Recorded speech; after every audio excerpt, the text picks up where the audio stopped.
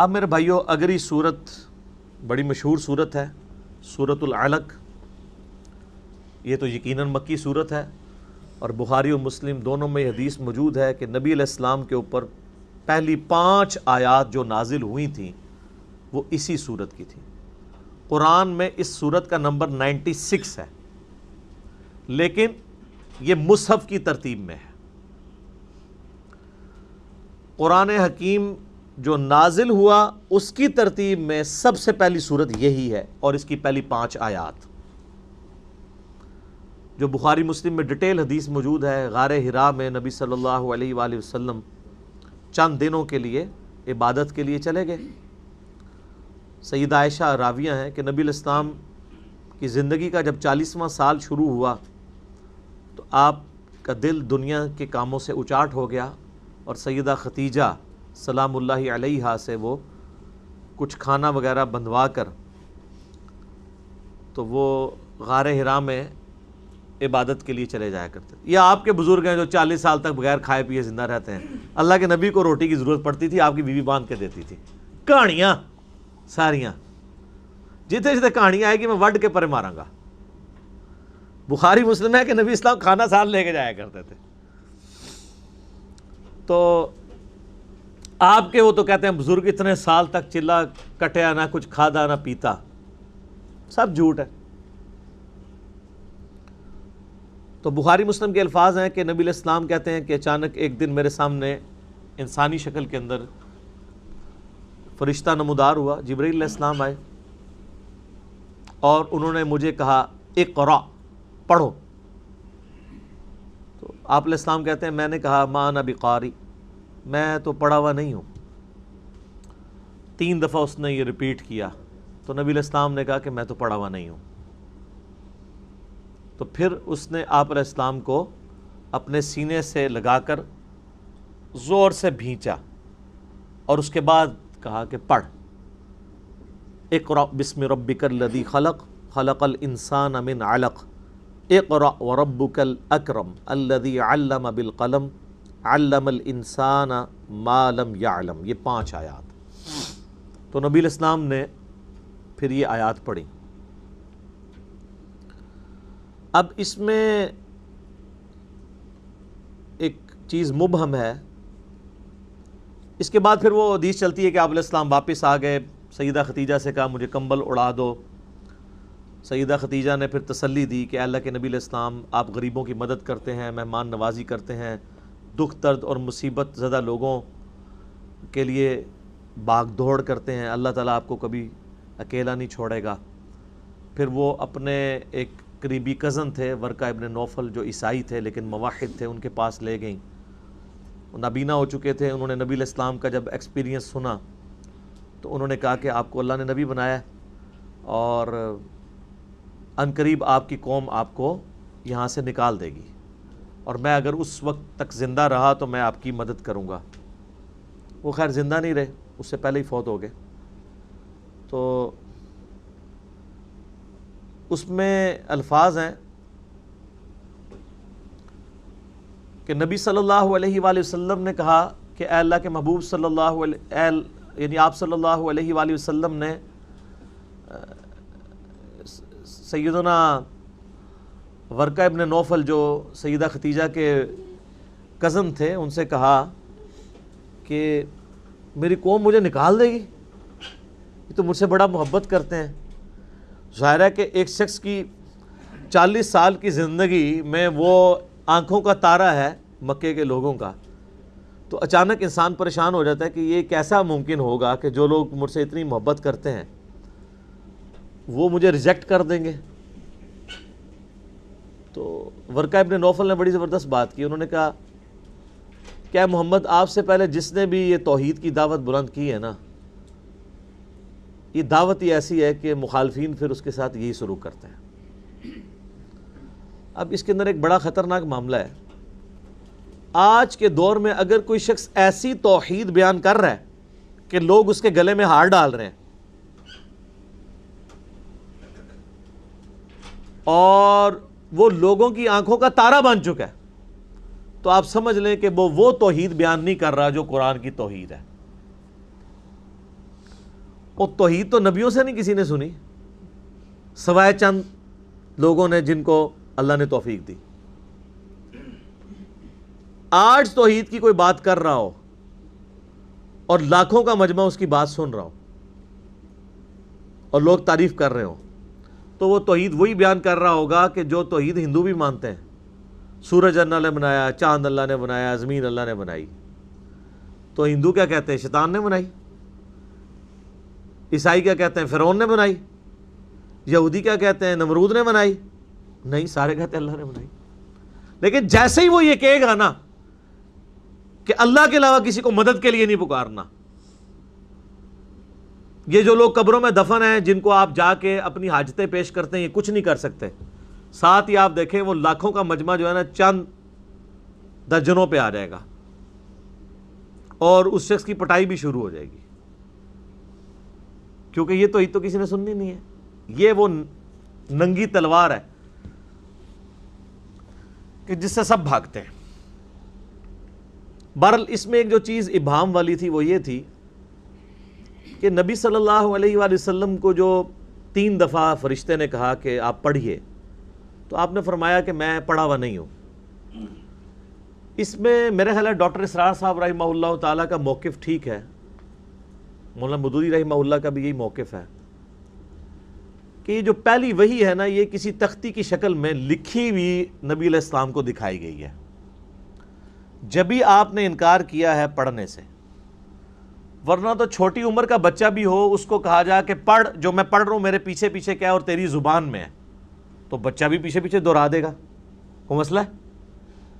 اور ایک شخص کی عمر 40 سال ہے اور اس کو فرشتہ آ کے کہتا ہے کہ جو میں پڑھتا ہوں پیچھے پیچھے پڑھو, تو اس میں تو کوئی مشکل نہیں ہے. یقیناً وہ زبانی کلامی پڑھنے کی بات نہیں کر رہے تھے, بلکہ کوئی لکھی ہوئی چیز جو سامنے موجود تھی. جب بھی آپ علیہ السلام نے کہا ما انا بقاری, میں پڑھا ہوا نہیں ہوں, یعنی میں پڑھنا نہیں جانتا. یہ تو سورۃ العنکبوت میں ہے نا کہ اے نبی علیہ السلام اس قرآن کے نزول سے پہلے نہ تو آپ دائیں ہاتھ سے کچھ لکھ سکتے تھے, نہ کسی کتاب میں کوئی چیز پڑھ سکتے تھے, ورنہ یہ چیز کافروں کو شک میں مبتلا کر دیتی کہ یہ قرآن آپ نے خود گھاڑ لیا. نبی علیہ السلام کا امی ہونا یہ آپ کا معجزہ تھا. جبھی تو آپ نے جب یہ کلام پیش کیا ہے تو بڑے بڑے شعراء نے اپنے کلام پھاڑ دیے ہیں. کیوں؟ کہ یہ بڑا نفیس کلام ہے. اور اگر اس کے اندر یہ چیز ہوتی کہ آپ علیہ السلام کبھی کسی شاعر کی شاگردگی آپ نے اختیار کی ہوتی یا کسی فلاسفر کے پاس بیٹھے ہوتے تو لوگ کہہ دیتے کہ 40 سال سے بیٹھا تھا, کچھ تو سیکھ لیا ہوگا. حالانکہ آپ علیہ السلام تو بھیڑ بکریاں چرایا کرتے تھے, یا بالکل جب آپ کی شادی ہوئی تو پھر کوئی تجارت کا کام کیا. آپ علیہ السلام کا لکھنے پڑھنے کے ساتھ کبھی کوئی تعلق نہیں رہا, اور یہ اللہ تعالیٰ نے انٹینشنلی کیا تاکہ آپ علیہ السلام کی نبوت کی دلیل اسے بنایا جائے. ہمارا پڑھا لکھا نہ ہونا ہمارا عیب ہے, نبی علیہ السلام کا پڑھا لکھا نہ ہونا آپ کی خوبی ہے, جو ریکوائرمنٹ تھی. یہ بات مشکل سے سمجھ آئے گی لیکن آپ کو میں آسان مثال سے بیان کر دیتا ہوں. ڈاکٹر اقبال کا شاعر ہونا ان کی خوبی ہے, لیکن نبی علیہ السلام کا شاعر ہونا آپ کی خوبی نہیں ہے. قرآن میں ہے وما علمناہ الشعر وما ينبغی لہ, ہم نے اس پیغمبر کو شعر کہنا نہیں سکھایا اور نہ یہ ان کی شان کے لائق تھا. تو ہم تو شاعروں کی بڑی تعریف کرتے ہیں, لیکن اللہ فرما رہا ہے ہمارے نبی کی شان نہیں تھا, کیونکہ اگر آپ شاعر ہوتے تو لوگ کہتے کہ شاعر تو تھا ہی تو اس نے کلام لکھ لیا ہوگا.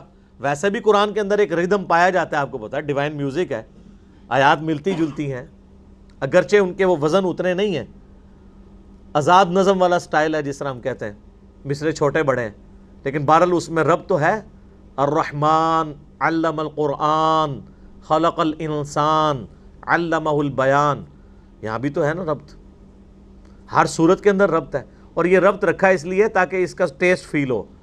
اگر یہ عام نثر کے انداز میں ہوتی نا تو اس کا مزہ ہی کوئی نہیں تھا. عربیوں کے لیے کوئی انجوائمنٹ نہیں تھی, اجمیوں کے لیے بھی نہیں تھی. اور دوسرا اس میں چوری نہیں ہو سکتی. نثر کے انداز میں تو 2-4 جملے آپ بیچ میں شامل بھی کر سکتے ہیں, لیکن جو اس وزن پہ چیز چل رہی ہوتی ہے نا, ایون آپ ایک آیت کو اٹھا کے دوسری جگہ فٹ کریں نا, وہ فٹ ہی نہیں ہوتی, کیونکہ قرآن کی آیات جو ہے نا وہ ایک ردم کے ساتھ چل رہی. اگر آپ کہیں کہ میں سورہ 3 کی کوئی آیت فٹ کر دوں اس کے اندر, وہ کر ہی نہیں سکتا. وہ اپنے سیاق و سباق میں نہیں فٹ ہوگی. تو یہ اس کی حفاظت ہے.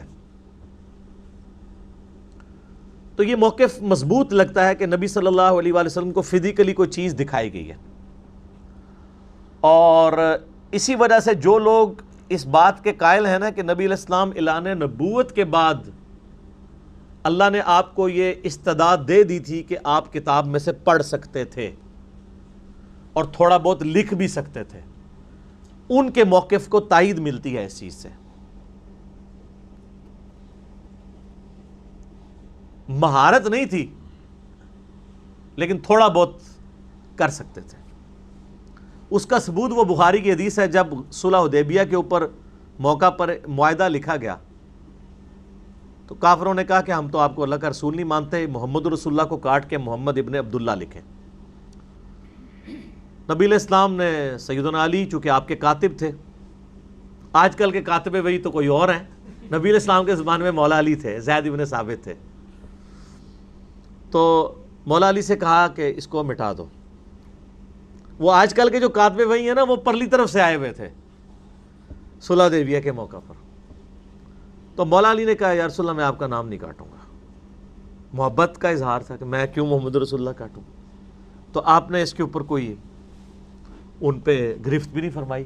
آپ نے فرمایا اچھا مجھے بتاؤ کہاں لکھا ہے. تو صحابہ نے بتایا یہ آپ کا نام لکھا ہے. تو آپ علیہ السلام نے اس کو اپنے مبارک ہاتھوں سے لکیر پھیری، اور بخاری کے الفاظ ہیں کہ آپ علیہ السلام نے اپنے ہاتھوں سے لکھا محمد بن عبداللہ. اس پہ میرا یوٹیوب پہ کلپ ہے نبی علیہ السلام کی ہینڈ رائٹنگ. اب جو سٹرکٹلی جو لوگ اس چیز کے قائل ہیں کہ حضور لکھنا پڑھنا نہیں جانتے تھے، ان کے گلے کی ہڈی ہے یہ والی حدیث. وہ کہتے ہیں جی یہ ہے نا جو کہ آپ نے لکھا، اس سے مراد ہے آپ نے لکھوایا، لیکن جھوٹ تو پکڑا جاتا ہے. اسی حدیث میں الفاظ ہیں کہ اللہ کے نبی نے اپنا نام لکھا، اور وہ راوی حدیث وہ صحابی کہتے ہیں لیکن آپ علیہ السلام لکھنے میں مہارت نہیں رکھتے تھے، یعنی آپ کی ہینڈ رائٹنگ اتنی خوبصورت نہیں تھی کیونکہ آپ نے کبھی لکھا ہی نہیں تھا. تو وہ حدیث الفاظ حفاظت کر رہی ہے کہ وہ آپ نے ہی لکھا تھا، لکھوایا والا چکر نہیں تھا. تو بس اتنا آپ نے لکھا.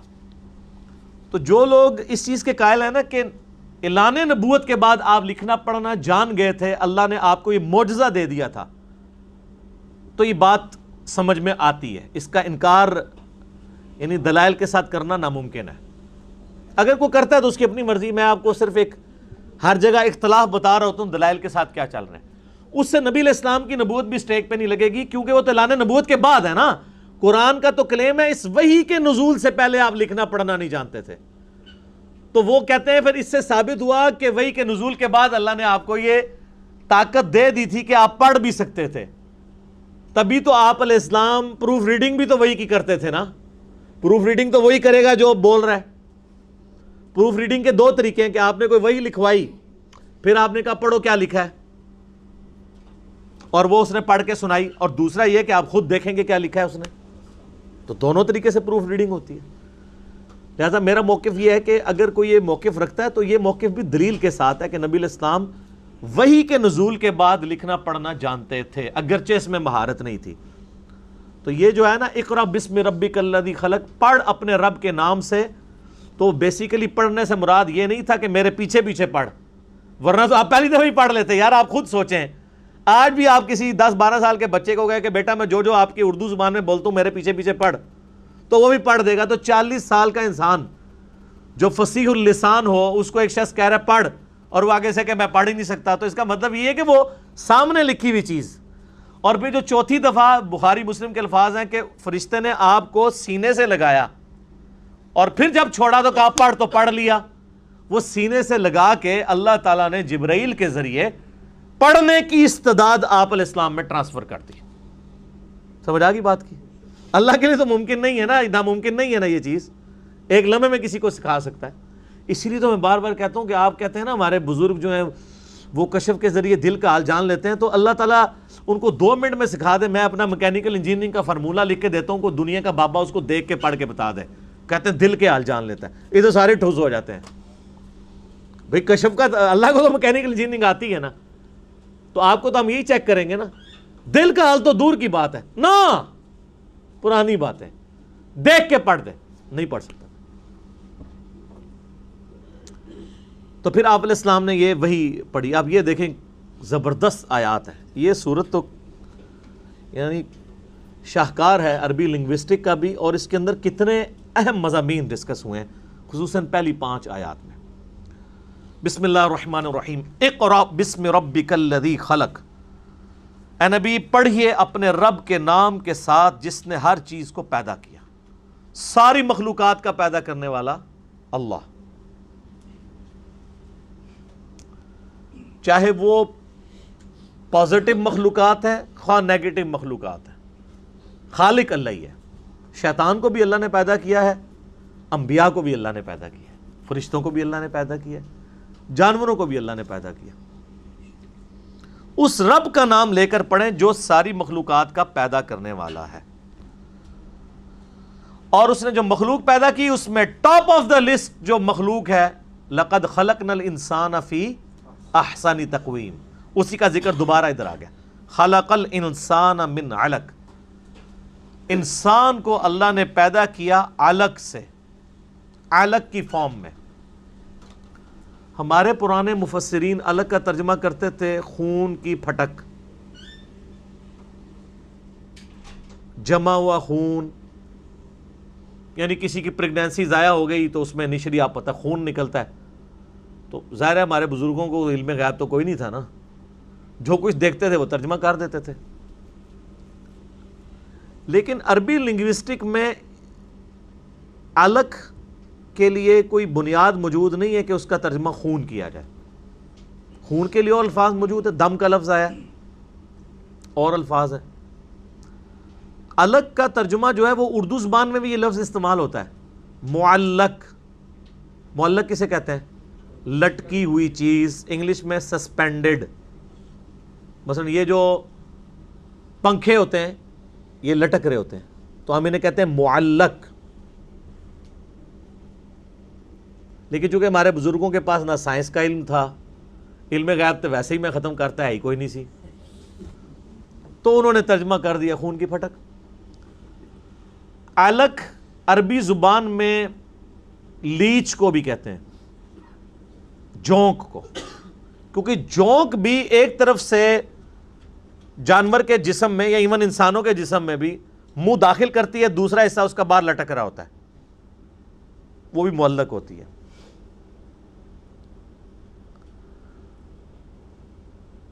اور تیسرا ترجمہ اگر کسی نے خون کی پھٹک کرنا ہے تو وہ ضرور کر لے. بہرحال یہ قرآن کا معجزہ ہے کہ یہ تینوں معنی بیک وقت علق لفظ کے اندر موجود ہے.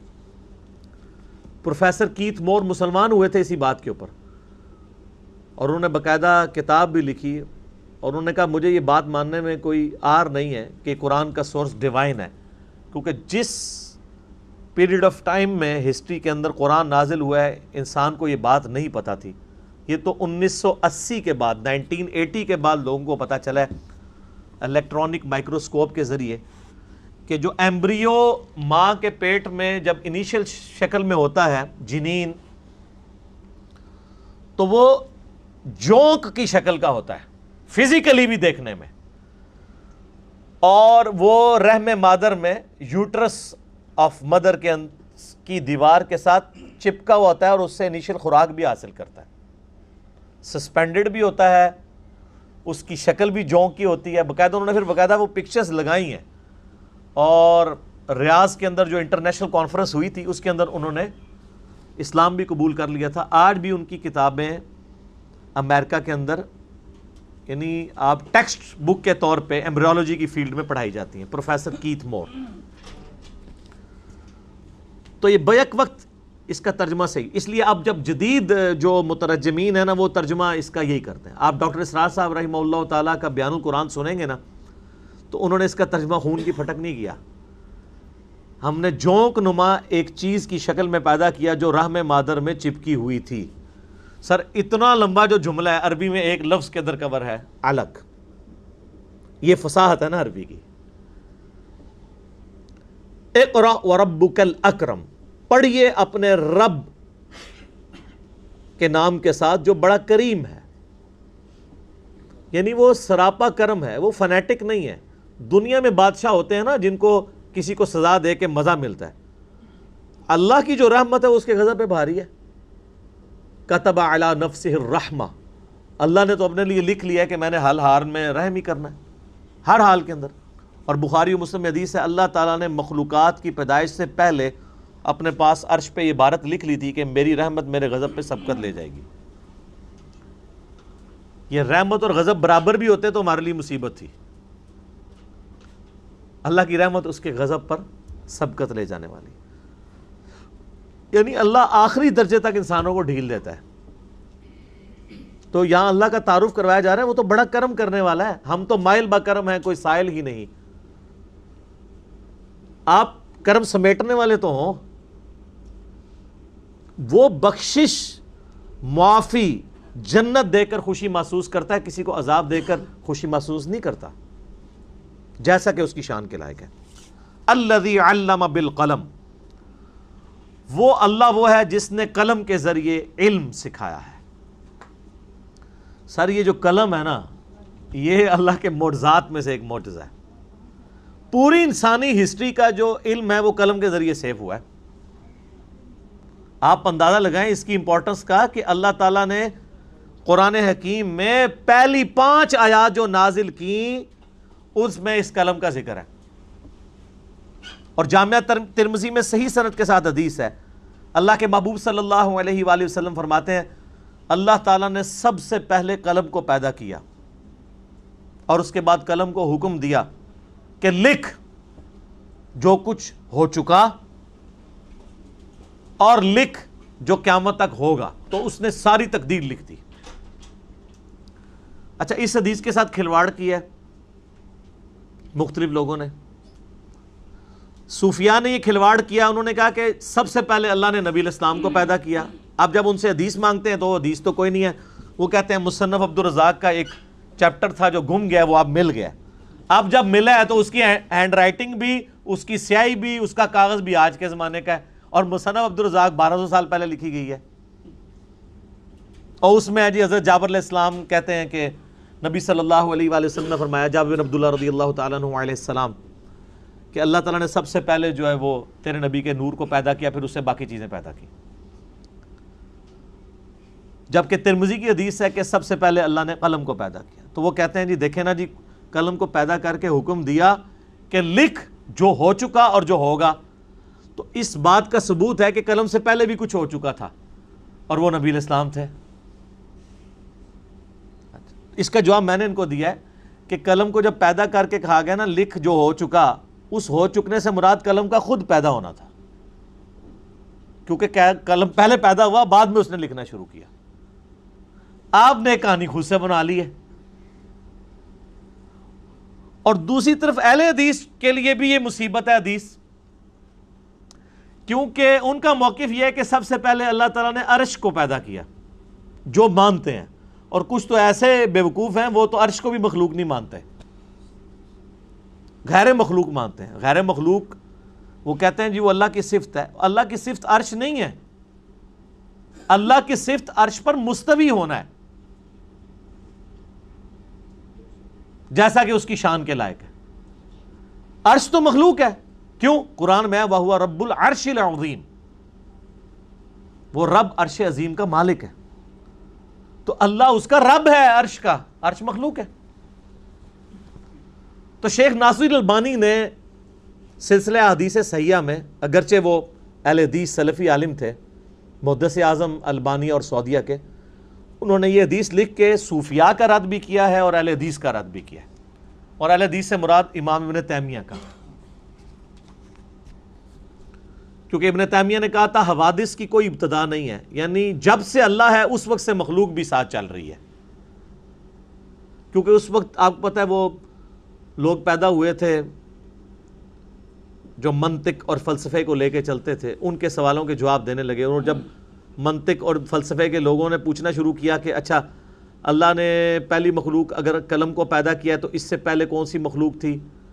تو کہا کوئی نہیں. تو وہ انہوں نے کہا اچھا اس کا مطلب پہلے اللہ ویلا بیٹھے ایسی، نعوذ باللہ، یعنی اللہ پہلے فارغ تھا.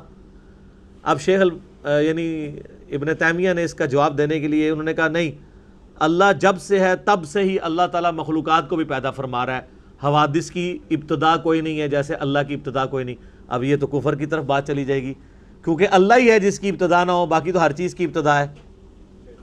تو اس کے اوپر پھر شیخ ناصر الالبانی نے ان کے اوپر گرفت کی، اور جب ہم نے صرف پبلک کو بتایا گرفت، تو یہ کہتے ہیں انہوں نے ابن تیمیہ کو کافر کہہ دیا. آگے رزلٹ خود نکال لیا انہوں نے. اور ابن تیمیہ کو روئیں کہ وہ یہ بات کیوں کر کے گیا. اور شیخ البانی نے خود لکھا ہے سلسلہ احادیث صحیحہ میں، کاش ابن تیمیہ یہ نہ لکھتے تو ہمارے دل میں ان کے لیے یہ بات نہ آتی کہ انہوں سے اتنا بڑا بلنڈر ہو گیا. پھر وہ سال لکھتے ہیں کہ یہ سچ کہا ہے امام مالک نے کہ اس کائنات میں کوئی ایسا شخص نہیں جس کی ہر بات مقبول ہو سوائے اس شخص کے جس کی قبر مدینے میں ہے. یعنی نبی صلی اللہ علیہ وسلم ان کی قبر کی طرف اشارہ کر کہتے تھے نا، اس شخص کے علاوہ کوئی ایسا شخص نہیں ہے جس سے اختلاف نہ ہو سکتا. تو یہاں بھی ابن تیمیہ سے مس ہینڈل ہو گیا معاملہ. تو اللہ نے قلم کو پیدا کیا، قلم سب سے پہلی مخلوق ہے اللہ کی، پلس قلم کو اللہ تعالیٰ نے علم کا ذریعہ بنایا، علم کو سیو کرنے کا. اسی لیے دیکھیں نبی علیہ السلام بھی وہی لکھوایا کرتے تھے. احادیث بھی لکھ کے سیو ہوئی ہیں حضور کے زمانے میں چھوٹے پیمانے پہ، لیکن بعد میں بڑے پیمانے پہ.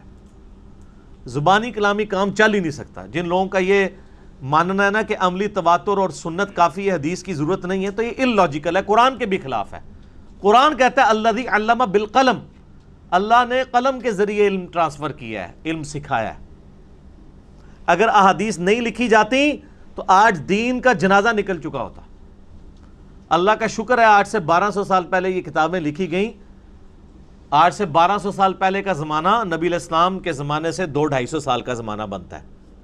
اس وقت محدثین نے یہ محسوس کیا کہ ابھی اتنی تبدیلیاں آنا شروع ہو گئی ہیں، تو جو ہمیں صحابہ تابعین سے حدیثیں مل رہی ہیں صحیح سند کے ساتھ، ان کا ریٹن ریکارڈ رکھ لیا جائے، ورنہ جو آگے زمانہ جائے گا یہ اور اس میں تبدیلیاں لوگ داخل کریں گے. امام مسلم کا مقدمہ پڑھیں، وہ کہتے ہیں 100 کے قریب تابعین ایسے تھے جن کی نیکوکاری پہ بھی اتفاق تھا اور اس پہ بھی اتفاق تھا کہ حدیث ان سے نہیں لینی، حدیث کے قابل ہی نہیں ہے. نیک ہے نا لیکن حدیث نہیں لینی، کیونکہ ہر جھوٹ سچ بیان کر دیتے ہیں. آج بھی آپ دیکھیں بڑے بڑے نیک لوگ ہیں، ایسی ایسی حدیثیں بیان کرتے ہیں دنیا کسی حدیث کی کتاب میں نہیں لکھی ہوئی، لوگ سبحان اللہ کہہ رہے ہوتے ہیں سامنے بیٹھ کے. یہ شروع سے ایسے. تو امام مسلم نے پھر کہا کہ میں یہ کوشش اسی لیے کر رہا ہوں کہ میں ایسی کتاب لکھ جاؤں کہ تاکہ صحیح احادیث ایک جگہ میں کمپائل کروں. اور پھر انہوں نے یہ دعویٰ کیا تھا کہ لوگ 200 سال تک بھی لگے رہے نا تو میری اس کتاب جیسی کتاب نہیں بنا سکیں گے جتنی میں نے اس کے اوپر محنت کی ہے. آج 1200 سال گزر گئے ہیں، یہ بھی امام مسلم کی کرامت ہے. ہوں تو 200 سال بولے سی 1200 سال، بلکہ اب تو آپ سمجھے ایک کنکلوڈ ہی ہو چکا ہے یہ ایشو. تو ریٹن فارم میں ریکارڈ اس وقت بخاری اور مسلم کی شکل میں آ گیا. میرا یوٹیوب پہ ایک کلپ بھی ہے سنت اور حدیث میں فرق، وہ آپ دیکھیں. اس میں میں نے بتایا کہ حدیث سنت ہی ریٹن فارم میں آئی ہے. اگر وہ اس وقت ریٹن فارم میں نہ آتی آج ہر علاقے کی سنت الگ ہوتی. یہ حدیث کی برکت ہے کہ سنت فریز ہو گئی ہے، ورنہ سنت فریز نہیں ہونی تھی. آپ دیکھ لیں ہر علاقے میں اپنی اپنی سنتیں چل رہی ہیں، لیکن آج ہم اس کے اوپر کاؤنٹر ویریفیکیشن کیسے کرتے ہیں؟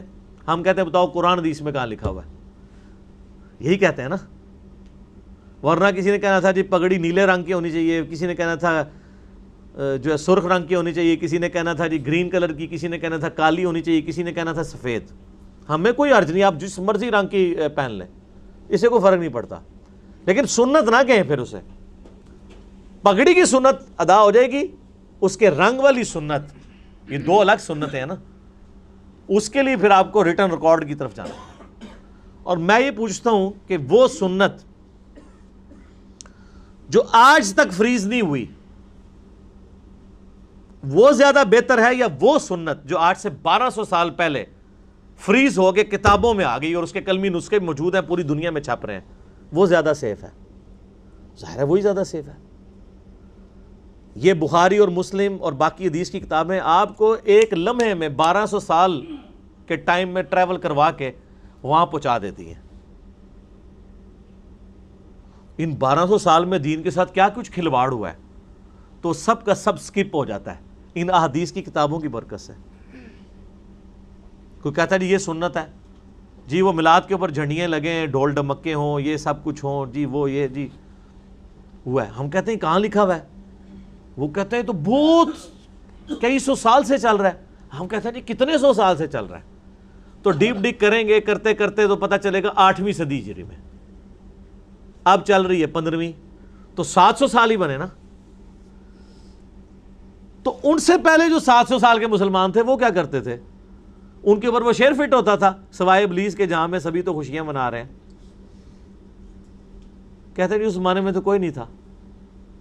اس لیے آپ دیکھیں ان کو حدیث کی کتابوں میں یہ والی چیزیں ملتی نہیں ہیں، اسی لیے وہ چور پکڑا جاتا ہے. اگر حدیث کی کتابیں نہ ہوتے تو یہ 8ویں صدی بھی نہ کہتے، یہ کہتے شروع سے ہی چل رہا ہے. اب شروع والی کتابیں تو فریز ہیں، وہاں تو ہے کچھ نہیں، تو ان کو ماننا پڑتا ہے نہیں بعد میں ہی ہوا ہے. تو جو چیز بعد میں ہوئی ہے تو وہ اس کے لیے، اس کی امپورٹنس کے لیے اتنی کافی ہے کہ وہ بعد میں ہوئی ہے. تو یہ جو اکثر پھر شور مچاتے ہیں، یہ پرانے بزرگوں کو دیکھیں نہ، پرانیاں گلاں. پرانے بزرگ نہ کہا کرو، درمیانے بزرگ. پرانے بزرگ تو یہ ہیں. آپ کہتے ہیں علی بن عثمان حجویری، تو وہ پرانے نہیں ہیں، آپ کے لیے نزدیک پرانے ہیں نا.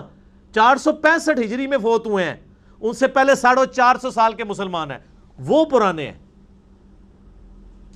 آپ کہتے ہیں جی معین الدین چشتی، ہم کہتے ہیں وہ 633 ہجری کے اندر فوت ہوئے ہیں، ان سے پہلے 600 سال کے مسلمان ہیں.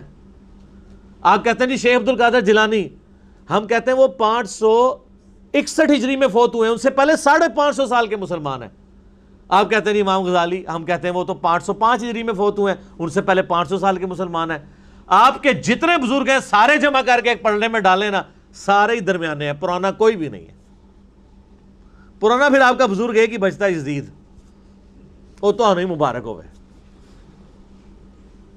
پرانے بزرگ تو صحابہ، تابعین، تبع تابعین، پہلے 300 سال کے وہ لوگ ہیں جن کی کتابیں، علمی خدمات ہمارے پاس موجود ہیں. تو میرا یوٹیوب پہ کلپ ہے پرانے اور درمیانے بزرگوں میں فرق. تو پرانے کرنے چھڑ دو، ان آندہ کو پرانے کرو، پرانے نہیں درمیانے وشکار لے. تو اللہ نے قلم کے ذریعے علم کو محفوظ کیا. الذی علم بالقلم، قلم کے ذریعے علم سکھایا. علم الانسان ما لم یعلم، انسان کو وہ کچھ سکھا دیا جو وہ جانتا نہیں تھا. قلم کے ذریعے بھی سکھایا اور کچھ انسٹنکٹ میں بھی سکھا دیا. فَأَلْهَمَهَا فُجُورَهَا وَتَقْوَاهَا، بچہ پیدا ہے نا، ہوتا ہے نا، تو اسے پتہ ہے میں نے دودھ کیسے پینا ہے. یہ بچے کو کوئی سکھاتا ہے کہ آپ اس نے دودھ جو ہے وہ ہونٹوں سے چوس کے پینا ہے؟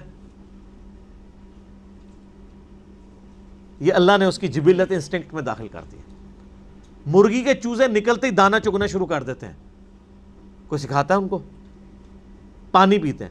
ایون ان کو یہ بھی پتا ہوتا ہے اگر کوئی چیل کوا آ جائے فوراً ماں کے وہ پروں کے نیچے مرغی کے چلے جاتے ہیں. ان کو یہ کس نے سکھایا کہ یہ چیل اٹھا کے لے جائے گی؟ اللہ نے. کلا ان الانسان لیطغی، ہاں بے شک انسان بڑی سرکشی کرتا ہے. یعنی اللہ نے پیدا کیا، اس نے نعمتیں دی، لیکن یہ سرکشی پہ اترا ہوا ہے. الراہ استغنا، وہ اپنے آپ کو مستغنا سمجھتا ہے، مستغنی سمجھتا ہے کہ مجھے تو کسی کی پرواہ ہی نہیں ہے، حالانکہ وہ ڈیپینڈنٹ ہے خود گاڈ کے اوپر. جو انسان اپنا پیشاب نہ روک سکے، جو انسان بغیر کھائے پیے اپنی زندگی باقی نہ رکھ سکے، جو انسان نیند کے بغیر اگلے 24 گھنٹے پرفارم نہ کر سکے، اور جو انسان اپنی موت نہ ٹال سکے، وہ انسان کیسے مستغنا ہو سکتا ہے یا مستغنی ہو سکتا ہے؟ یہ 4 کمزوریاں اللہ نے ہر مخلوق کے ساتھ لگا دی ہیں. نیند، کھانا پینا، اور اس کے بعد پھر پیشاب. اور سب سے بڑی کمزوری کہ انسان مر جاتا ہے، موت ٹال نہیں سکتا. یہ 4 چیزیں اللہ نے محتاج بنا کے انسان کو یہ میسج دے دیا ہے کہ تو کسی کے اوپر ڈیپینڈنٹ ہے. اور یہ اتنی بڑی چیز ہے، اس لیے تو اللہ فرماتا ہے لا تأخذہ سینۃ ولا نوم، اللہ کو نہ اونگ آتی ہے نہ نیند آتی ہے.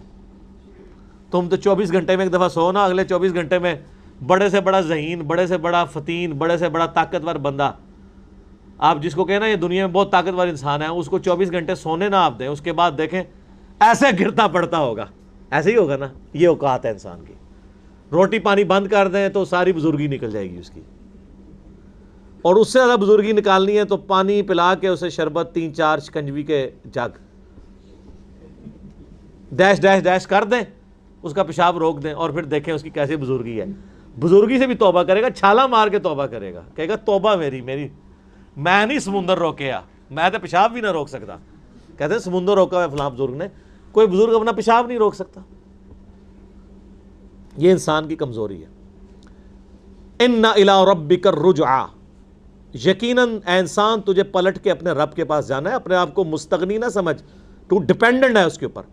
أَرَأَيْتَ الَّذِي يَنْهَىٰ، اے نبی کیا تم نے اس شخص کو دیکھا جو منع کرتا ہے، عبداً اذا صلی، اللہ کے ایک بندے کو جب وہ نماز پڑھ رہا ہے اس کو منع کرتا ہے.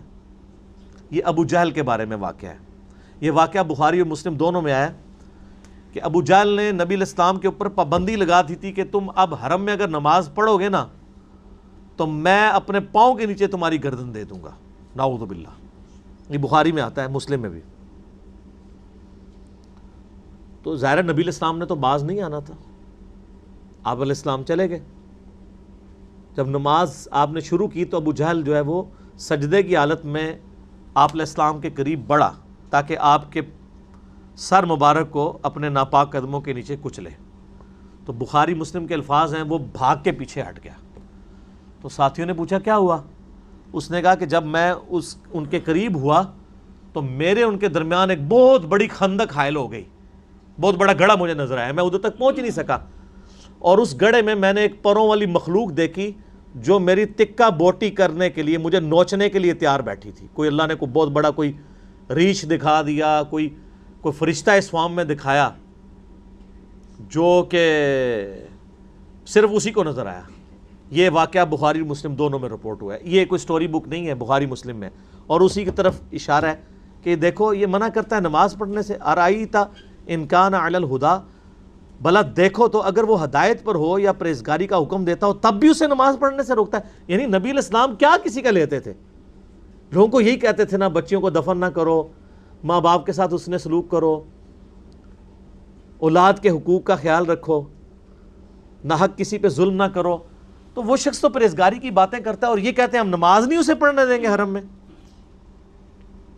او امر بالتقوی، یا وہ پھر تقوی کا حکم دیتے ہیں کہ اللہ سے ڈرو، جس نے تمہیں پیدا کیا ہے اس کی نافرمانی نہ کرو.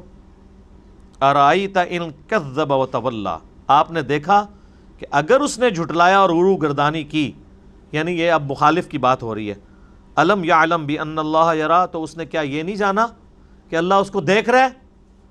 کہ اتنے بڑے وہ جملے بول رہا ہے کہ میں اس کو نماز نہیں آپ پڑھنے دوں گا، اس کی اپنی اوقات کیا ہے اور وہ اتنے بڑے بڑے جملے بول رہا ہے ہمارے پیغمبر کے بارے میں. کلا، خبردار، لئن لم ینتہی لنصفعا بالناصیہ، اگر وہ اپنی روش سے باز نہ آیا تو ہم ضرور اسے گھسیٹیں گے پیشانی کے بالوں سے. اور میں نے بتایا بخاری مسلم میں آیا کہ وہ اس کو پروں والی مخلوق نظر آئی اور وہ گڑھا نظر آیا. ناصیۃ کاذبہ، وہ پیشانی جو جھوٹی اور خطا کار ہے. فَلْيَدْعُ نَادِيَهْ، پس وہ بلا لے اپنے ہم نشینوں کو، جس کو مدد کے لیے بلانا چاہتا ہے بلا لے. جب ہم اسے پکڑیں گے تو کچھ چھڑا نہیں سکے گا. تو وہ تو خیر بڑا سمجھدار تھا نا. آپ کو پتا ہے ابو الحکم اس کا نام تھا، حکمت کا باپ. اس نے پھر کوشش ہی نہیں کی. جب وہ آگے بڑھا تو بخاری مسلم کے الفاظ ہیں، ایک گڑھا نظر آیا. صحیح مسلم میں زیادہ ڈیٹیل ملتی ہے، اور اس میں اس کو پروں والی مخلوق نظر آئی، وہ بھاگ گیا.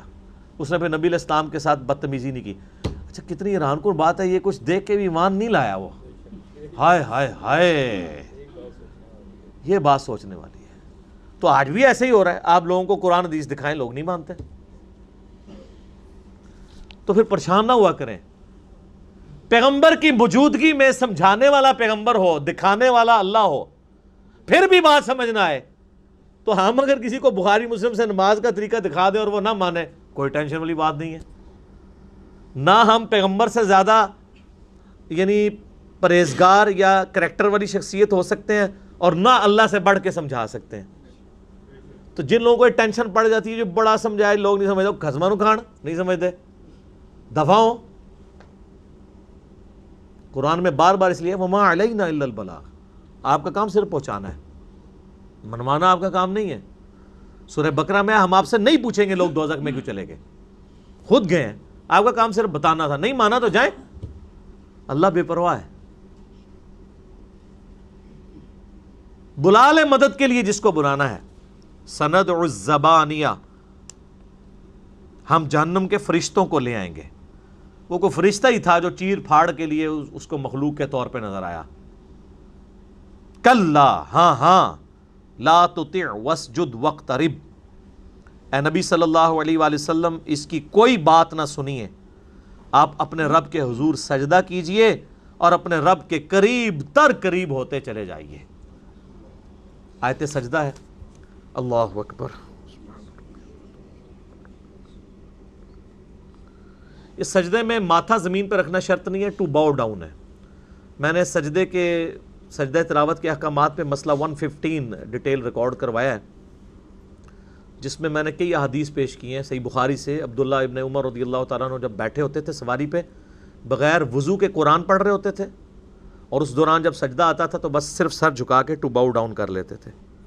تو اس کے لیے نہ تو وضو ہونا شرط ہے آیت سجدہ کے لیے، اور نہ زمین پہ ماتھا رکھنا شرط ہے، بس صرف سر تسلیم خم رکھ کرنا ہے، یہ کافی ہے. وہ اعلیٰ ترین درجہ ہے. ڈاکٹر اسرار صاحب رحمہ اللہ بیان القرآن کے دوران جب کبھی بھی آیت سجدہ آتی تھی تو وہ اپنی ویڈیو کو رکوا کے زمین پہ اتر کے سجدہ کرتے تھے. ظاہر بیچارے انفیوں میں بیٹھے ہوئے تھے، تو انفی تو یہ مسئلے سمجھتے ہی نہیں ہیں، انہوں نے قرآن حدیث تو پڑھنا نہیں ہوتا. ابھی ہوتے تو میں ان کو ریکویسٹ کرتا کہ سر آپ بھی میری طرح یہ کام کرتے رہتے، کم از کم یہ مسئلہ تو لوگوں کو سمجھ آ جاتا. ٹھیک ہے، لوگوں نے تو سجدے سنبھال کے رکھے ہوتے ہیں. وہ میری دادی ماں بھی اکثر پوچھ رہے میرے تے اینے قرآن ہوئے تے انہوں 14 نظر اینے سجدے نے میں کڈنے نے. وہ میں جی جتھے بہ کے پڑھ رہے ہوں دو تھی کڈ لیا کرو. اب بوڑھی عورت جو نماز بھی اشاروں سے پڑھتی ہوں یا کرسی پہ بیٹھ کے، ان کے لیے سجدے کڈنا، سجدے تھلے ہی جا کے کڈ دے رہے. حالانکہ یہ کوئی سنت نہیں ہے. سنت تو یہ ہے کہ جب آپ بیٹھے ہوئے ہیں تو آپ نے صرف سر جھکانا ہے. تو میں نے سجدہ تلاوت کے اوپر مسئلہ 115 ڈیٹیل سے ریکارڈ کروایا ہے. تو اور اس میں میرا ایک کلپ بھی بنا تھا کہ پاکستانی کرکٹ ٹیم کے نکاح ٹوٹ چکے ہیں، کیونکہ حنفیوں کا موقف یہ ہے کہ اگر کوئی آیت سجدہ یا شکر کا سجدہ بغیر وضو کے کر لے تو یہ اللہ کی توہین ہے. تو اللہ کی توہین ہے تو کفر ہے، کفر ہے تو نکاح بھی ٹوٹ گیا.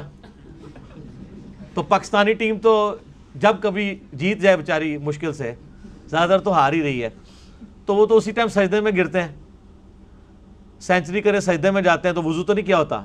تو میں نے اس پہ کہا تھا کہ پاکستانی ٹیم کے نکاح ٹوٹ چکے ہیں. ہاں جی، حنفیوں کے نزدیک ٹوٹ چکے ہیں. وہ بیچارے اگر خود حنفی ہیں تو ان کے نکاح ٹوٹ چکے ہیں جناب. تو اب یہ نہ ہو کہ آندھا وہ سجدہ کرنا ہی چھوڑ دیں. سجدہ آپ کریں، آپ کا مسئلہ غلط ہے. آیت سجدہ پہ سجدہ یا شکر کا سجدہ بغیر وضو کے ہو سکتا ہے، اور اس پہ قبلہ رخ ہونا بھی شرط نہیں ہے. ٹھیک ہے، اس کو چھوڑ دیں. اس سے بڑی چیز ہے بخاری مسلم میں کہ نبی علیہ السلام صرف فرض جو ہے زمین پہ ادا کرتے تھے، باقی ساری نماز ایون وطر بھی اور سنتیں، جس کو سنت مؤکدہ ہم کہتے ہیں، ویسے حدیث میں تو نوافل ہیں، وہ اپنی سواری پہ ادا کرتے تھے، اور اس چیز کی پرواہ نہیں کرتے تھے کہ سواری کس طرف مڑ رہی ہے، یعنی قبلے کا اہتمام بھی نہیں کرتے تھے. قبلے کی اہتمام کی شرط جو ہے وہ صرف فرض نماز کے لیے. ایک بندہ گاڑی میں بیٹھا ہے، بس میں بیٹھا ہے، ٹرین میں بیٹھا ہے، جدھر مرضی جا رہا ہے وہ نفل جتنے مرضی پڑھے، اور وہ نفل بیٹھ کے پڑھنا سنت ہے وہاں پہ. یہ نہیں ہے کہ آپ نے 4 بندوں کی سیٹ خالی کرانی ٹرین میں، پوری برتھ خالی کرا کے لوگوں نے مصیبت ہی پا دینا ہے. بیٹھ کے نماز پڑھے. اور ابو داؤد میں حدیث ہے نبی علیہ السلام جب اونٹ پہ بیٹھ کے نماز پڑھ رہے ہوتے تھے تو رکوع اور سجدہ سر کے اشارے سے کرتے تھے. بس صرف قیام کر لیا، رکوع کے لیے اس میں الفاظ ہیں رکوع کے لیے تھوڑا جھکتے اور سجدے کے لیے تھوڑا زیادہ، اور خود نہیں، صرف سر کا اشارہ. یہاں تو مسجدوں کے اندر انہوں نے کرسیاں رکھی ہوئی ہیں، وہ پورا سجدہ کرتے ہیں. یہ تو بدعت ہے، یہ کٹوائیں. سجدہ گاہ تو آپ سامنے رکھ ہی نہیں سکتے اس طریقے سے. بیٹھے ہوئے شخص نے جب نماز پڑھنی ہے، رکوع اس نے یوں کرنا ہے اور سجدہ یوں، بس کمر بھی نہیں جھکانی، سر کے اشارے سے. وہ کوئی شاید تو صحیح بھی دسی ہے کسی نے. داڑیاں چٹیاں ہو گئی نے تہاڈیاں، اللہ دے بندے ہو. تو اے تانوں کہانیاں کرا کرا کے پورا دین دا انہوں نے ہر شے پٹھی دسی تانوں. تو یہ آیت سجدہ تھی، اور آپ دیکھیں اس میں نبی علیہ السلام کو حکم دیا جا رہا ہے آپ سجدہ کریں اور اپنے رب کے قریب ہوتے جائیں. صحیح مسلم میں حدیث ہے، نبی صلی اللہ علیہ وآلہ وسلم نے فرمایا انسان اللہ تعالیٰ کے حضور نماز کی حالت میں سب سے قریب اپنے رب کے اس وقت ہوتا ہے جب وہ سجدے کی حالت میں ہوتا ہے، لہٰذا سجدے میں خوب دعائیں مانگا کرو. اور بخاری مسلم میں حدیث ہے جب یہ سورہ النصر نازل ہوئی نا، اذا جاء نصر اللہ والفتح، اس کے اینڈ پہ کیا آتا ہے کہ اے نبی علیہ السلام اپنے رب کے حضور استغفار کیجئے. تو جب یہ آیات نازل ہوئی تو بخاری مسلم کے الفاظ ہیں آپ علیہ السلام رکوع اور سجدے میں سبحان ربی العظیم سبحان ربی الاعلیٰ کے ساتھ یہ بھی پڑھا کرتے تھے سبحانک اللہم ربنا وبحمدک اللہم اغفر لی، یعنی یہ دعا مانگا کرتے تھے. اور دعائیں بھی آپ قرآنی دعائیں بھی مانگ سکتے ہیں. اس کے علاوہ دروشی بھی دعا ہے، وہ بھی مانگ سکتے ہیں آپ رکوع میں بھی سجدے میں. لیکن سجدہ سب سے اللہ کی قربت کا ذریعہ ہے. صحیح مسلم میں حدیث ہے ایک صحابی نبی علیہ السلام کو تہجد کے وقت وضو کروایا کرتے تھے، سیدنا ربیہ. ایک دفعہ اللہ کے محبوب صلی اللہ علیہ وآلہ وسلم نے فرمایا سل ربیہ مانگ کیا مانگتا ہے؟ وہ بھی تیار بیٹھے اسی جگہ، یا رسول اللہ جنت میں آپ کا پڑوس مانگتا. اس کائنات میں اگر سب سے بڑی کوئی چیز مانگی جا سکتی ہے نا جس کو مانگنا حلال ہے وہ یہی ہے. ویسے اس سے بھی ایک بڑی چیز ہے لیکن وہ مانگنا حرام ہے، اور وہ ہے کہ اے اللہ مجھے نبی بنا دے. یہ دعا آپ کر نہیں سکتے کیونکہ یہ وحی ہے. اس کے بعد اس کائنات کی سب سے بڑی دعا یہ ہے کہ نبی نہیں بنا سکتے تو نبیوں کا پڑوس مل جائے. ٹھیک ہو گیا. تو آپ نے السلام فرمایا کچھ اور مانگ لو، ان کا نہیں یا رسول اللہ یہی چاہیے. تو آپ نے کیا فرمایا؟ پھر کثرت سجود سے میری مدد کر، یعنی نفلی عبادتوں میں استقامت کر، میں اللہ سے دعا کروں گا تجھے یہ مل جائے گا. تو یہ کثرت سجود جب ذکر آتا ہے نا قرآن و حدیث میں، اس سے مراد خالی سجدے نکالنا نہیں ہوتا، اس سے مراد نماز ہوتا ہے. جیسے وَارْكَعُوا مَعَ الرَّاكِعِينَ، رکوع کرنے والوں کے ساتھ رکوع کرو. تو اس سے مراد یہ نہیں ہے کہ صرف رکوع ہی کرنا ہے، یعنی باجماعت نماز پڑھنی ہے. یہ ایک لنگوسٹک میں بات ہو رہی ہوتی ہے، اشارتاً ایک بات ہو رہی ہوتی ہے، محاورتاً بات ہو رہی ہوتی ہے. کثرت سجود سے میری مدد کر. اور وہ جو حدیث ہے بخاری میں، حدیث قدسی، نبی صلی اللہ علیہ وآلہ وسلم فرمایا کہ اللہ تعالیٰ فرماتا ہے میرا بندہ میرا قرب سب سے زیادہ اگر کسی چیز سے حاصل کر سکتا ہے تو وہ فرائض ہے، 5 وقت کی نماز، روزہ، زکوٰۃ، حج. اور اس کے بعد جب وہ نفلی نمازوں میں استقامت اور کثرت اختیار کرتا ہے نا تو میں اس کے ہاتھ بن جاتا ہوں جس سے وہ پکڑتا ہے، میں اس کے پاؤں بن جاتا ہوں جس سے وہ چلتا ہے، میں اس کے کان بن جاتا ہوں جس سے وہ سنتا ہے، میں اس کی آنکھیں بن جاتا ہوں جس سے وہ دیکھتا ہے. اور پھر وہ جو کچھ مجھ سے مانگتا ہے میں اسے عطا کرتا ہوں، اور اپنے دشمنوں کے اگینسٹ جب میری مدد مانگتا ہے تو میں اس کی مدد کرتا ہوں. جو صوفیاء نے کہا کہ جی وہ ہاتھ اللہ بن گیا تو ایتھوں ہاتھ اتھے پہنچ جان گے، کہانی ہے. اس کے آگے الفاظ پڑھتے ہی نہیں ہے کہ جب وہ دشمن کے اگینسٹ میری پناہ مانگتا ہے تو میں اس کی مدد کرتا ہوں. مانگتا اللہ سے ہی ہے، اللہ سے تو مانگنے کی ضرورت ہی نہیں ہے اگر اللہ تعالیٰ نے اس کے ہاتھ ایسے بنا دیے کہ یوں کر کے پہنچ جائیں. تو وہ مراد یہ کہ اس کا اوڑھنا بچھونا اللہ بن جاتا ہے. قل ان صلاتي ونسكي ومحياي ومماتي لله رب العالمین. کیونکہ حدیث کے اگلے الفاظ اس کی حفاظت کر رہے ہیں کہ کوئی کہانی نہ بنا لے.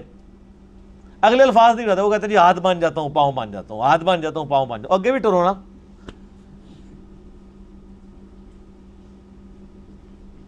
اور اس کے پھر اینڈ پہ الفاظ ہیں کہ مجھے کسی کام میں تردد نہیں ہوتا. یعنی اللہ فرماتا ہے میں کسی کام میں ہچکچاہٹ، ریلیکٹنس محسوس نہیں کرتا سوائے ایک کام کے، جب مجھے اپنے نیک بندے کو موت دینی پڑتی ہے تو اس پہ میں بھی ریلیکٹنسی کا شکار ہو جاتا ہوں. کیوں؟ میرا بندہ زندگی کو محبوب رکھ رہا ہوتا ہے اور میں اسے اپنے پاس بلانا چاہتا ہوں. یا ایتھا النفس المطمئنہ ارجعی الی ربک راضیۃ مرضیہ فادخلی فی عبادی وادخلی جنتی. زندہ رہنے کی خواہش تو اللہ نے رکھی ہے نا جی، چاہے کوئی پیغمبر ہے تو چاہے کوئی فرعون ہے. زندہ رہنے کی خواہش ہر شخص میں ہے، اور یہ اللہ نے اس لیے رکھی ہے، ورنہ تو لوگ چھوڑ چھاڑ کے سب کچھ بیٹھ جائیں۔ آپ دیکھتے ہیں میت ہوتی ہے نا، 3 دن پہلے 3 دن کیا پہلے دن تو ایسا لگ رہا ہوتا ہے کہ دوبارہ یہ یہاں پہ کوئی زندگی میں کوئی خوشی کی ایکٹیویٹی نہیں ہوگی، لیکن آہستہ آہستہ آہستہ آہستہ ہر چیز نارملائز ہو جاتی ہے۔ کیوں؟ وہ اللہ نے انسان کے اندر ہی کوالٹی رکھی ہے، دنیا کا نظام نہیں اللہ نے چلانا۔ اس کی سائنٹیفک ریزن بھی ہے، اللہ نے رکھی ہے کہ دماغ کے نئے خلیے پیدا ہونا شروع ہوتے ہیں، آہستہ آہستہ یاداشت مدم پڑتی ہے، ورنہ پہلے دن جو کنڈیشن ہوتی ہے آپ کے قریبی ریلیٹیو کے مرنے پہ، اگر یہ کنڈیشن ہمیشہ رہے تو آپ دنیا کوئی کام نہیں کر سکتے۔ صحابہ کرام نے رومن اور پرشین امپائر یرموک اور قاسیہ میں کہاں سے گرانی تھی اگر وہی حالت ان کی رہتی جو نبی علیہ السلام کی وفات کے دن تھی، لیکن کنڈیشن وہ بھی ڈائلیوٹ ہو گئی، تو اس سے بڑا تو غم نہیں آ سکتا نا انسان کی زندگی میں، وہ بھی اللہ نے غلط کر دیا۔ انا للہ و انا الیہ راجعون، یہ تکلیف بھی اس کی طرف سے آئی تھی، اسی کی طرف لوٹ کے چلی جائے گی، ہم بھی اس کی طرف سے ہیں، اسی کی طرف لوٹ کے چلے جائیں گے۔ تو وہ جو حدیث میں ہاتھ باندھ جاتا ہوں پاؤں باندھ جاتا ہوں، اس میں میرا یوٹیوب پہ کلپ بھی ہے، میں ہاتھ باندھ جاتا ہوں پاؤں باندھ جاتا ہوں، تو وہ آپ دیکھ لیجئے گا۔ تو اس حدیث میں بھی ہے کہ جو نوافل میں یعنی کثرت سجود کرتے ہیں تو اللہ کے قرب کا ذریعہ ہے۔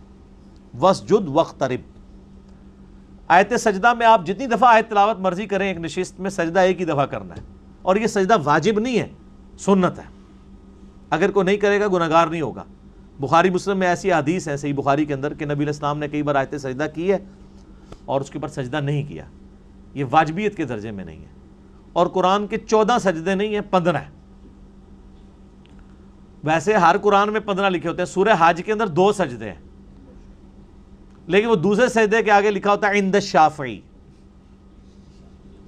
تو میرا ایک معصومانہ سوال ہے کہ امام شافعی تو پیدا ہوئے ہیں 150 ہجری میں، فوت ہوئے ہیں 204 ہجری میں، پہلے 150 سال کے جو مسلمان تھے ان کے پاس قرآن میں کیا لکھا ہوا تھا؟ ہائے ہائے ہائے۔ اور اگر وہ پہلے 150 سال کے قرآن میں سجدہ نہیں لکھا تھا اور امام شافعی نے آ کے داخل کیا ہے تو پھر قرآن محفوظ کیسے ہے نا؟ ان مسئلہ حل کرو۔ او میرے بھائی، امام شافعی کے ابا جی، ان کے دادا جی کی پیدائش سے پہلے کی حدیثیں موجود ہیں کہ سورہ حج کے اندر 2 سجدے ہیں۔ حدیثیں تو نبی علیہ السلام کی ہیں نا، یہ آپ علیہ السلام کی احادیث کے اندر موجود ہے۔ جامعہ ترمذی کے اندر وہ والی سند تو کمزور ہے، اور باقی کتابوں میں آپ کو مضبوط اسناد ملیں گی۔ میں نے وہ مسئلہ 115 میں سارے حدیثوں کے نمبر بتائے ہیں۔ یہ تو نبی علیہ السلام نے سورہ حج میں 2 سجدے کیے ہوئے ہیں، تو وہ امام شافعی کا سجدہ نہیں ہے، وہ نبی صلی اللہ علیہ وآلہ وسلم نے سجدہ تعلیم فرمایا۔ اور آپ وہ آیات بھی پڑھ کے دیکھ لینا تو آیات کا اسلوب بھی بتا رہا ہے کہ وہ آیت سجدہ ہے۔ جو میں نے کہا نا قرآن کا ایک خاص اسلوب ہے، وہ اسلوب حفاظت کرتا ہے۔ یہ میں آپ کو وہ سجدہ بتانے لگوں جو سجدہ نہیں کرتے نا۔ پارہ نمبر 17 کا آخری صفحہ ہے، آپ کا جو پیج ہے 342، یہ آیت نمبر ہے 77۔ 342 یہ بلو والا قرآن ہے، 17 نمبر پارے کا آخری صفحہ ہے، اس کے اینڈ پہ پہنچ جائیں تو یہ آیت آ رہی ہے، یا ایھا الذین آمنوا ارکعوا واسجدوا، اے ایمان والو رکوع کرو سجدے کرو، واعبدوا ربکم، اور اپنے رب کی عبادت کرو، فافعلوا الخیر لعلکم تفلحون، اور ہر نیکی کا کام کرتے رہو تاکہ تم کامیاب ہو جاؤ۔ اس میں تو حکم ہے، اس کا ترجمہ آپ دیکھ لیں، رکوع کرو سجدہ کرو عبادت کرو۔ یہ اپنے اسلوب میں بتا رہا ہے کہ اللہ تعالیٰ نے تینوں چیزیں ایک جگہ جمع کی ہیں، رکوع سجدہ اور عبادت۔ تو آپ دیکھیں اس کے ساتھ لکھا ہے نا سجدہ عند الشافعی، لکھے ہے نا، اے جو سجدہ جڑے حنفی نہیں جے کرتے، اے 15واں سجدہ ہے۔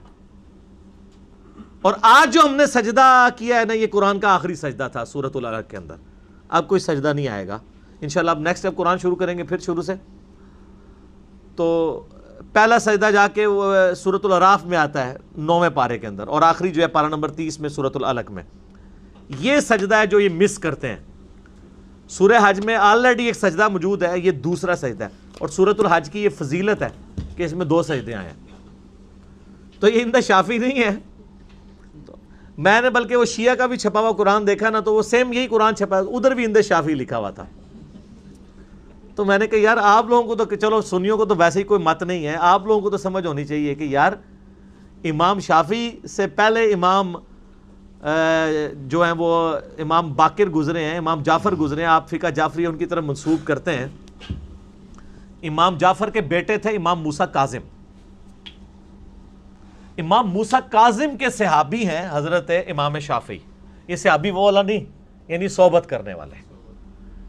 تو آپ شیعہ سے اگر پوچھیں نا تو وہ تو حضرت علی کے صحبت کرنے والوں کو بھی کہتے ہیں یہ حضرت علی کا صحابی ہے، یہ امام حسین کا صحابی ہے، یہ امام زین العابدین کا صحابی ہے۔ تو ان سے پوچھیں کہ امام موسیٰ کاظم کے جو صحابی ہیں تو وہ آپ کو ٹاپ آف دا لسٹ صحابی جو بتائیں گے وہ امام شافعی ہیں، ٹھیک ہے۔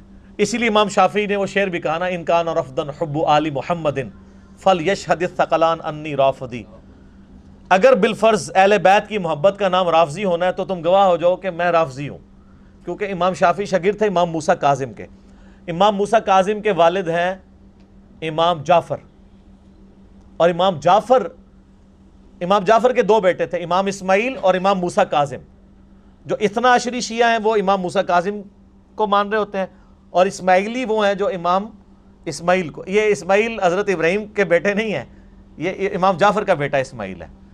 تو امام جعفر کی فقہ پہ آپ چل رہے ہیں، امام جعفر کے بیٹے کا صحابی ہے جس کا نام آپ نے لکھا ہوا ہے ادھر، تو آپ فقہ جعفریہ میں بتائیں نا یہ سجدہ ہے کہ نہیں، عند شافعی، اور اس سے پہلے بھی نبی الاسلام سے ہر چیز کی کہانی چل رہی ہے بھائی جی۔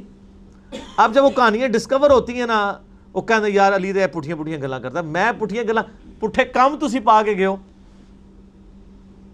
میرا ایک یوٹیوب پہ کلپ بھی ہے، انجینئر محمد علی مرزا گندی مکھی، میرے پہ سوال آیا تھا کہ آپ جیسے مکھی گند پہ بیٹھتی ہے نا، آپ ہمیشہ گند پہ بیٹھتے ہیں، تو میں نے اس کا جواب دیا تھا کہ میں اس کو ایکسیپٹ کرتا ہوں، صرف یہ بتا دیں یہ گند پھیلایا کس نے تھا، میں تو اس گند پہ پھیل رہا ہوں نا، تو آپ کہیں کہ یہ گند ہمارے ابوں نے پھیلایا تھا، ہمارے بابوں نے، ہمارے بزرگوں نے، بس میری یہی کامیابی ہے، میں گندی مکھی باندھنے کے لیے تیار ہوں، آپ کہتے ہیں یہ سارا گند ہمارے بزرگ کر کے گئے تھے، تو میری یہی تو کامیابی ہے، یہی تو آپ کو منوانا چاہتا ہوں میں کہ گند انہوں نے کیا تھا، تو لوگ پھر مجھے گندی مکھی نہیں کہیں گے، وہ کہیں گے گند تو آپ کے بزرگوں نے کیا، یہ تو صاف کر رہا ہے۔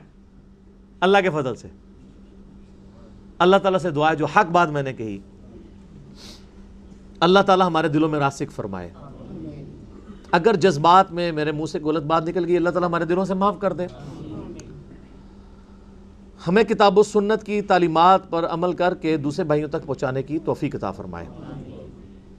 اللہم صلی علی محمد وعلی آل محمد کما صلیت علی ابراہیم وعلی آل ابراہیم انک حمید مجید، اللہم بارک علی محمد وعلی آل محمد کما بارکت علی ابراہیم وعلی آل ابراہیم انک حمید مجید، سبحانک اللہم وبحمدک اشہد ان لا الہ الا انت استغفرک واتوب الیک وما علینا الا البلاغ المبین۔